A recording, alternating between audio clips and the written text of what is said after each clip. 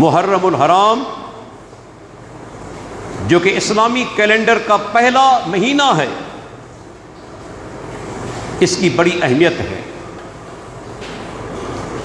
اللہ کے پیارے پیغمبر نے فرمایا کہ رمضان المبارک کے فرض روزوں کے بعد سب سے افضل روزے محرم کے روزے ہیں، اور اس مہینے کی 10ویں تاریخ یوم عاشورہ اللہ کے پیارے پیغمبر کا فرمان مبارک ہے۔ اس ایک روزے سے اللہ تعالی بندے کے پچھلے سال کے گناہ میٹ دیتا ہے۔ یہ کتنی بڑی خوشخبری ہے کہ محض ایک روزے سے اللہ تعالیٰ اپنے بندے کے ایک سال کے گناہ معاف فرما دیتا ہے۔ اور یہ تاریخ ہے 10ویں محرم۔ میں یہاں ٹھہر کر اپنے مسلمان بھائیوں سے ایک درخواست کروں گا کہ اللہ کے بندو، آپ غور فرمائیں ہمارا طریقہ کار کس قدر اللہ کے پیارے پیغمبر کی سنت کے مخالف ہے۔ آپ نے روزہ رکھنے کا حکم دیا، لیکن آج مسلمان اسی تاریخ پر چاول پکاتے ہیں،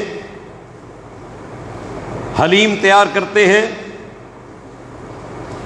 لوگوں کو شربتیں پلاتے ہیں، چنے کھلاتے ہیں۔ میں آپ سے سوال کرنا چاہتا ہوں، خدا را غیر جانبدار ہو کر مجھے جواب دیجیے، اگر آپ 10ویں تاریخ کو یہ سارے کام کریں گے تو لوگ روزہ رکھیں گے یا روزہ ترک کر دیں گے؟ روزہ رکھنے کی ہمت افزائی ہوگی یا روزہ چھوڑنے کی ہمت افزائی ہوگی؟ سیدھی سی بات ہے، جب آپ بہترین قسم کے طعام تیار کر کے لوگوں کو مہیا کریں گے تو وہ بجائے روزہ رکھنے کے کھانے پینے میں لگ جائیں گے۔